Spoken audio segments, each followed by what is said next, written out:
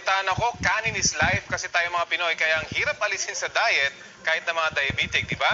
Pero wait, pwede pa rin naman daw magkanin ang mga diabetes basta ang may diabetes, basta pinalamig o kaya yung bahaw. Talaga ba? Oo raw, sabi sa pag-aaral ng dalawang Department of University of Indonesia. Kapag malamig na raw kasi ang kanin at muling pinainit, bumababa ang kapasidad nito na magpataas ng blood sugar. Dahil daw yan sa namumuong resistant starch na mas mababa ang sugar o glycemic index. Dapat daw ay palamigin muna ang kanin ng 1 hanggang 2 oras bago ilagay sa ref. Tapos, kailangang bumaba sa 4 degrees Celsius ang temperatura nito ng 6 na oras hanggang 1 buong araw. Pero paalala po ha, hindi po yan para sa lahat na may diabetes dahil merong mga pasyente hindi talaga kakayanin ng katawan na kumain ng kanin.